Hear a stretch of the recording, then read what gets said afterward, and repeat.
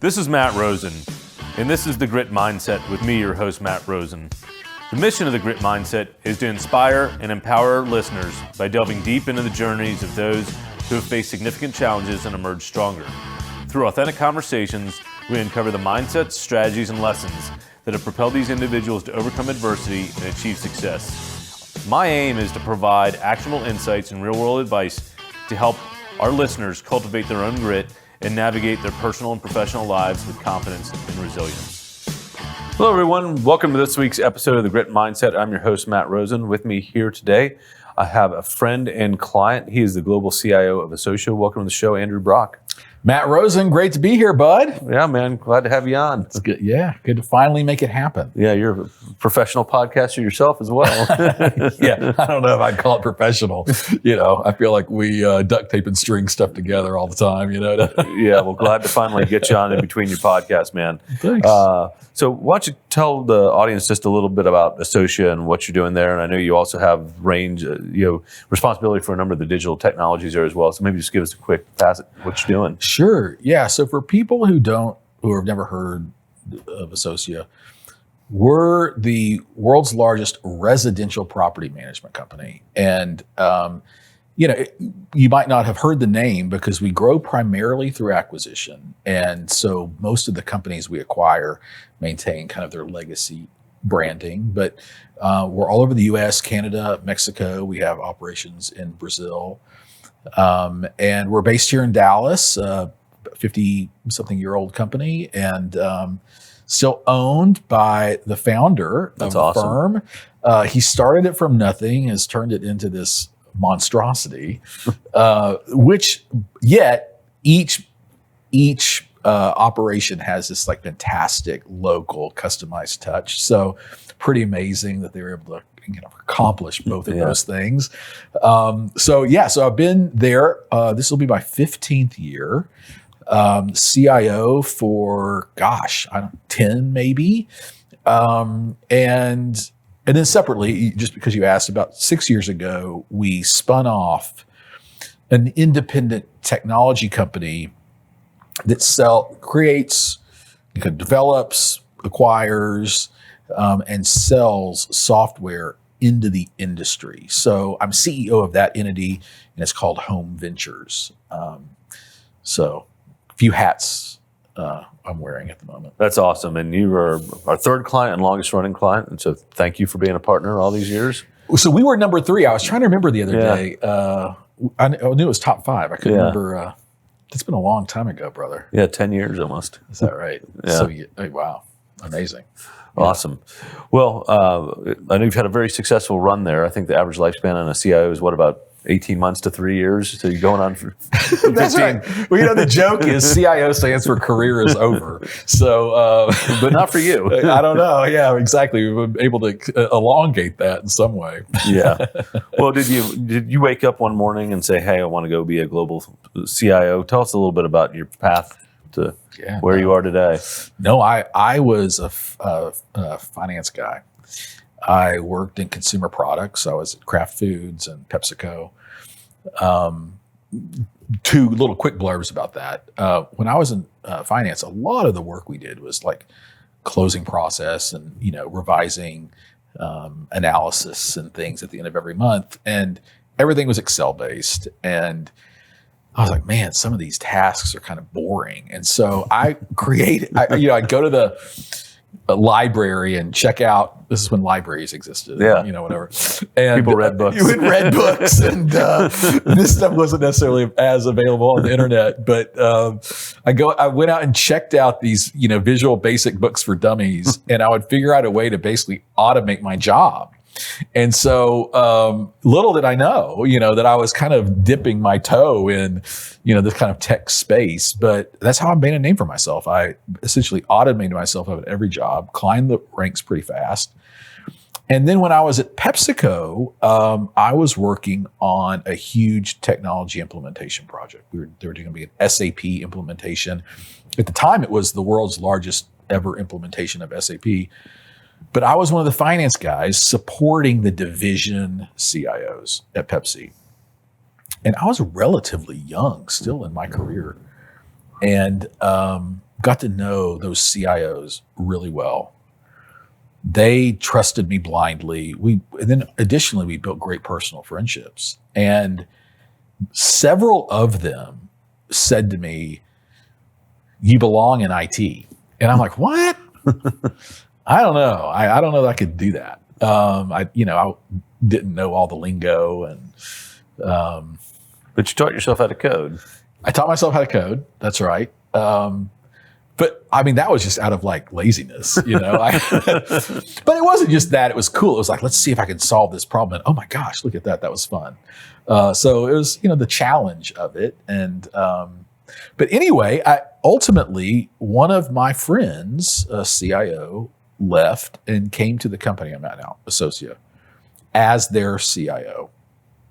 And he called me one day and asked me to join him in IT as his chief of staff. And I was like, gosh, I don't know. I mean, this seems like a big risk to take. And but I had this like time frame in my head. I'm like, you know what? I'm going to give this 6 months, and if it doesn't work out, I'm just going to jump back into consumer products. But it worked out. I loved the company. I loved the people I was working with. We moved at a really entrepreneurial, super fast pace. That was really exciting and fun. There was a lot of new stuff to work on. And that gentleman ended up leaving. I moved into operations for a while, stood up a shared service center, and then they asked me to come back into IT and take the CIO job.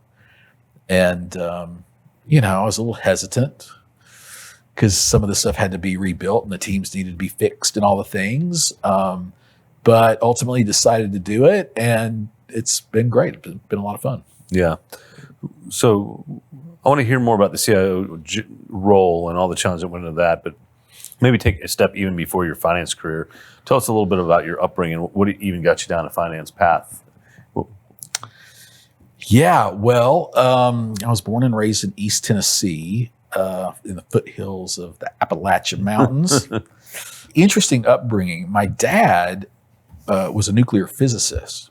Brilliant man. Did a lot of confidential stuff for the government. I mean, brilliant man. And my mom was like an art teacher. So like these two extremes, you'd be at dinner one night and someone from the defense board would be there, and then the next week, some like crazy art friends that my mom had from the mountains. Quite an eclectic group of people. Yes, with no teeth, and like they built their houses out of rocks they found in creeks. That's kind of like, that was my upbringing, was both of those things. This like right brain, left brain extreme. But anything I ever wanted to do, my dad, with this engineering mindset, would always say, well, let's go try it out. And let's, what are the risks and, all the things. I thought I wanted to be an attorney. And for people who know me, they're like, yeah, that makes sense. But I worked in the courthouse for a long time, testing it out, and decided, I don't know if that was for me. I knew I wanted to go into business. My father wanted me to go into engineering, but I just I wasn't as scientific minded as him. So I didn't find that fun. And so I thought I should also say, I was a fairly, I guess, a successful piano player when I was growing up. I went to a conservatory of music on a scholarship. And so, I also thought, well, gosh, maybe I could go into music or something. But I was afraid I couldn't make a living at that. So it was really a process of elimination. So I'm like, okay, well, I guess I'm going into the business college. Accounting is too rigorous. Marketing seems too loosey-goosey. Finance seems like a good combination of creativity and math. So let's give that a shot. That's how it happened. I mean, it was just process of elimination. It ended up in finance. Yeah. So any, I guess, challenging times you had to overcome, I would say, in that early part of your career life? I want to talk about the role at Associa, but sure. on your way up the ranks, I always like to understand things people had to overcome during that process on their way up the ladder. I moved away. I went to the University of Tennessee and then got a job offer with a company that was kind of moving me all over the country every 6 months to learn their business. Great model. Had some great learnings and some fun doing it. Ultimately left that firm while I was living in Chicago and went to Kraft Foods. The challenge I found that, I faced quite often was that, I wasn't from Chicago. I didn't have a network there. A lot of the people who were from the area had family connections to executives. They had gone to these like blue chip schools in the area. And so I was like this outlier who had to figure out a way to continue climbing the ranks without any of the connection or any of the pedigree. So how do you do that?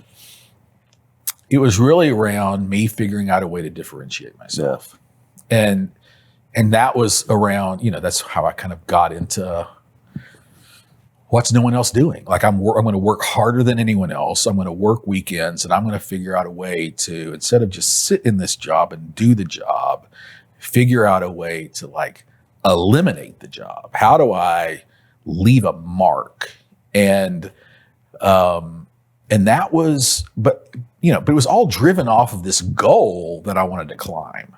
If I didn't have that goal, then, I probably could have just sat in the job and punched the time clock. But that wasn't, I wanted to climb and I wanted to climb fast. And so it was literally those kind of creative things like, how can I stand apart in this role at this point, giving these dynamics?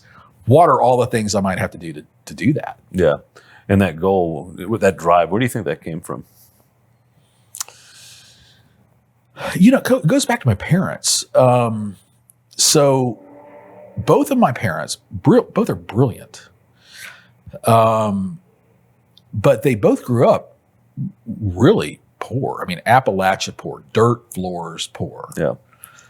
And they pulled themselves up essentially through education and hard work. Yeah.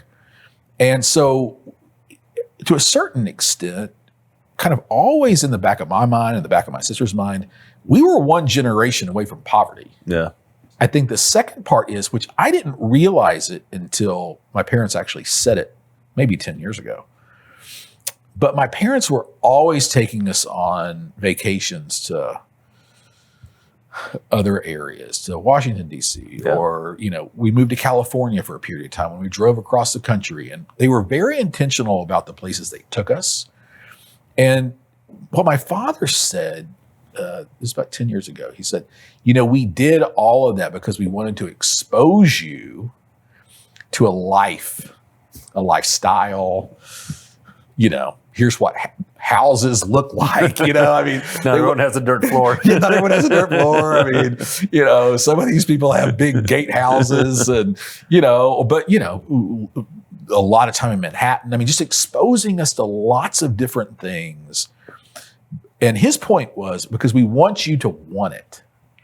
And if you see it and want it, then, that's a motivation we can't encourage you to have. We want to expose you to it so that you desire it and then therefore want it, want to work for it. Well, it sounds like great role models. Fantastic. They didn't necessarily, my grandparents are fantastic people, but they didn't teach them that, so it was pretty impressive that, they pulled themselves up the way they did and then had a strategy for how to try and ingrain or impress those values upon me and my sister. Well, it seemed like it was successful. So let's fast forward. You land at Associa, you get tapped to be the CIO. There's a completely new role for you. What was the most challenging thing or things you've had to overcome as you've really elevated in that senior IT leader role and beyond that maybe you can share with our audience? Well, I would say that stepping into that job was challenging because it hadn't been led well for a period of time before that. So there's a loss of faith in that organization at that point? Complete loss of faith. But just down to the basics. The basic blocking and tackling. There was a lot of network downtime. And the company was running a Citrix environment. So if the network's down, no one's working. Yeah. And in some cases, it wasn't even predictable. It might be down for 3 minutes and then up for an hour and then down for 2 hours, like all during a day, like totally unpredictable.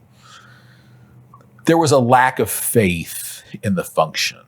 And the challenging part there is we all just want to go off and do the cool stuff. Like, let's go build the new thing and focus on the shiny thing and like really drive great business results and, business case for some amazing transformation.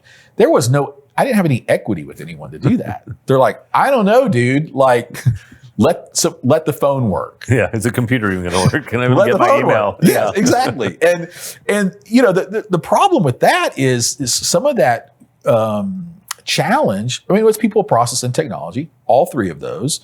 And it required a ton of focus, honestly, back on my finance degree and the stuff in corporate finance that I'd gone through supporting tech IT organizations and governance and process and, like repeatable processes and just putting structure in place. I mean, obviously I had to go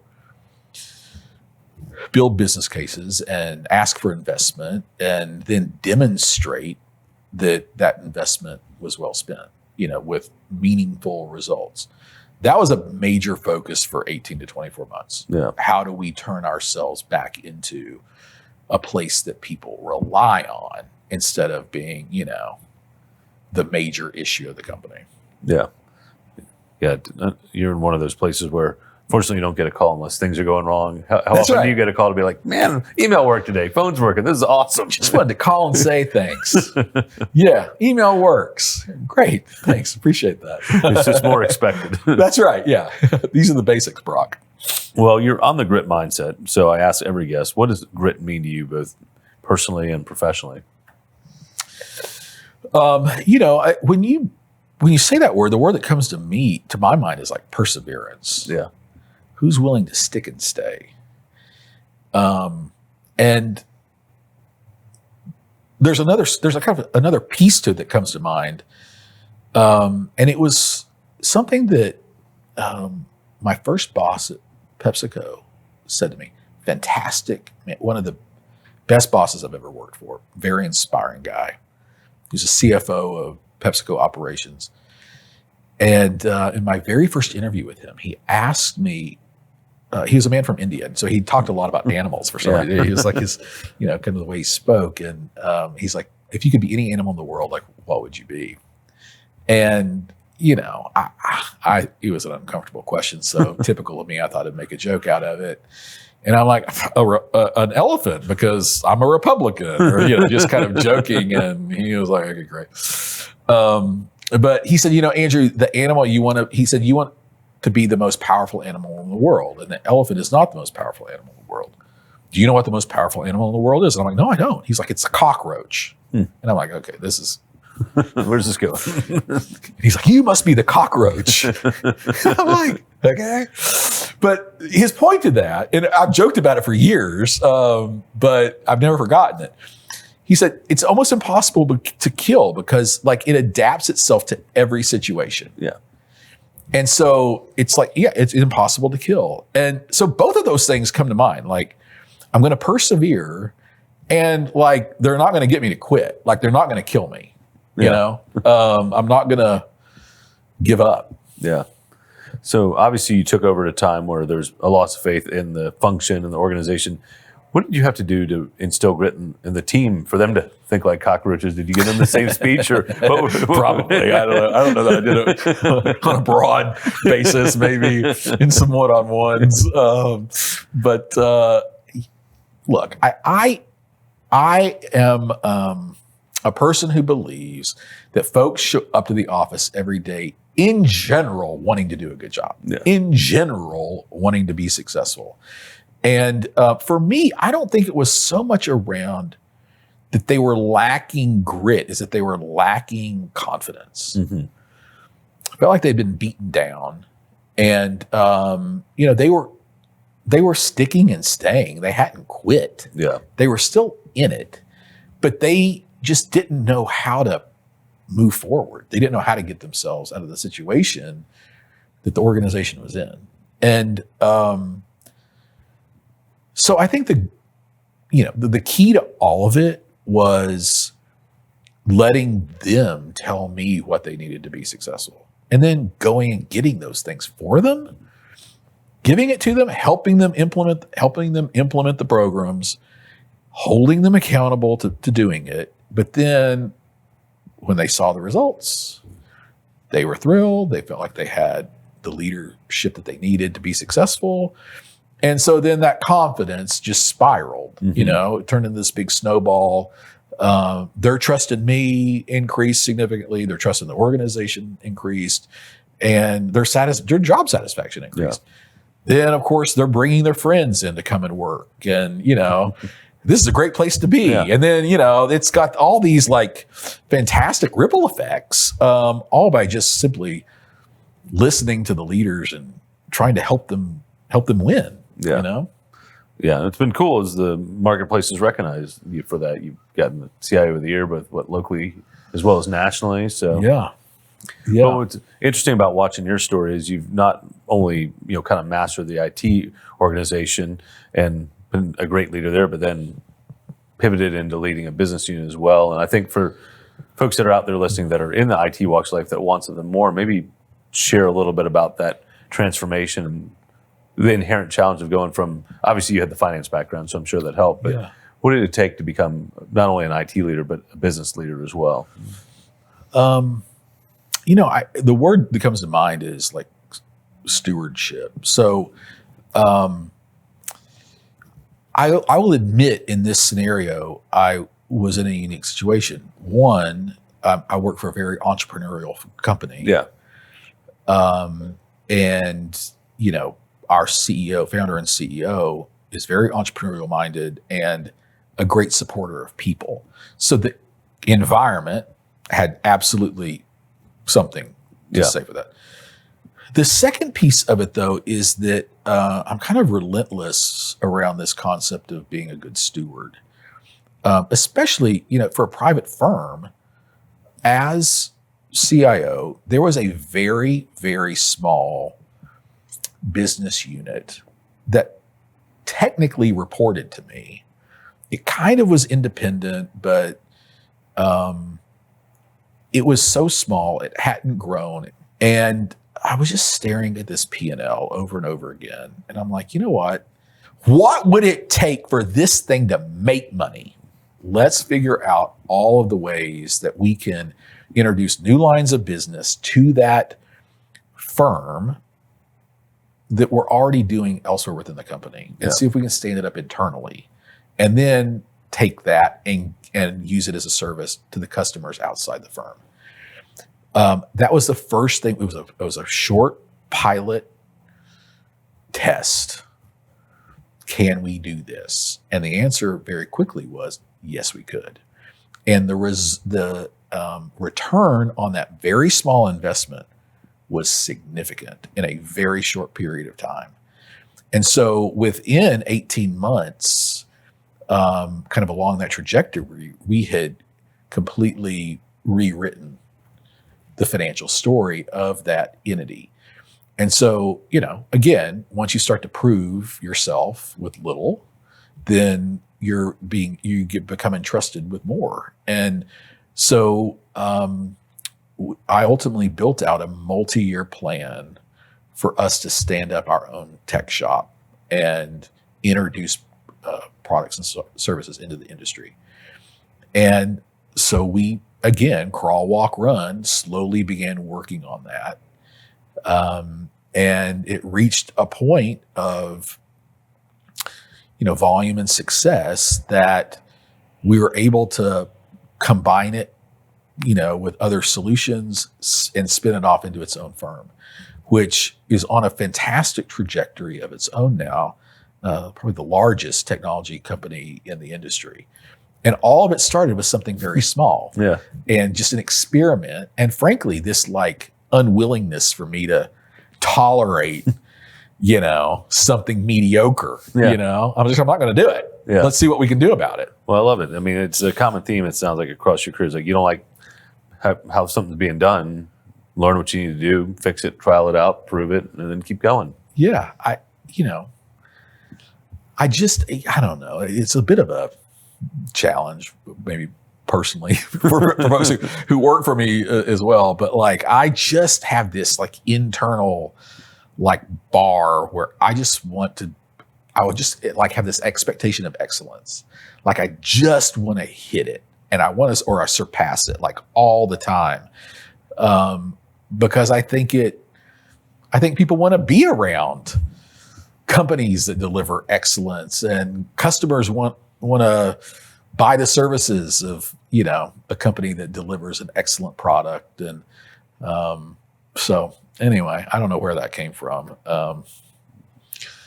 Obsessive compulsive. I don't know. Well, it's gotten you to where you are. Something, I don't know. Very cool. If you were to like reflect back, is there anything you'd tell that young kid in Appalachia, if you were to look back and say, based on what I've learned in all these years, think about this as you go forward? Or what would I tell that kid? I think trust your gut. Yeah. And I'm sure you have stories like this too, Matt. Like, one of the most disappointing things that I experience in my life is when, something bad happens in the business and it's because I didn't trust my gut. Yeah. I made a decision, I did the evaluation. It was a bit of a short-term, I didn't have a lot of options, maybe. And my gut was like, well, just doing nothing is better than doing the wrong thing. But, pick someone for a role that, I just I knew might not have been a fit or something along those lines. And so I would just say, back to that little kid, like just trust your gut, because my gut was that, I wanted to go into business and I wanted to climb the ladder and all the things. And, so don't second guess yourself. Yeah, no, I like that. Well, as we're kind of wrapping up here, is there any topics we didn't cover or any stories you can share that we didn't get to, that I didn't ask about? I have a major career learning that I could share with you. Great. And it is that, in some cases, grit is about persevering. And I think all of us probably have stories in our careers where you're working for someone or working alongside someone that, just was not great. I can think back, not in the company I'm at now, but in previous companies where I was, that movie Horrible Bosses, and the thing that differentiated me from other people is that I had a goal. I knew what I wanted to get out of that role or out of my time with that company. And I wouldn't let the fact that I had a horrible boss or something else shake me from it. And I think they all probably wanted to shake me from it. Yeah. But I was like the cockroach, like you couldn't squash me, and I was like, I'm a nice guy, you know? So like people who might not know me think, gosh, what is this story of this dude? But no, I'm a really nice guy and work really hard. And I like to think I'm fun, but I do. Thanks, bro. So it wasn't like I'm this like pestering little thing. I was like, you know what? I'm just not going to give up. I guess I'm not going to give up. And I'm just going to wait it out because I haven't met my goal here. Yeah. And every single time I've had the tenacity to wait it out, it's absolutely paid off in multiples. All because I didn't just give up in kind of like this short-term, season of being uncomfortable. Yeah. Sometimes they're bigger than even a short-term season. Yeah. Well, I think it's too easy sometimes to throw in the towel, and those that persevere, sometimes it means just the only way is through. So the only way is through. Yeah. The only way is through. And sometimes there are no exit ramps. Yeah. And you just got to buckle down. And I would say every single time that's resulted in good things. So I think the fact that you're focused on grit is super cool. Yeah. Because I hadn't thought of it so much until you mentioned this podcast to me, but gosh, critical. Yeah. Well, thank you so much for coming on the show and sharing your story, and thanks for being a long-term partner of Absolutely. ours. It's great Thanks to have for the you on. invite. Enjoyed the conversation. For our listeners, hopefully you took away something great, a lesson learned. Beat the cockroach. And call Aleda. Yeah, exactly. Call Aleda. So for those out there listening in, till next week's episode, stay gritty.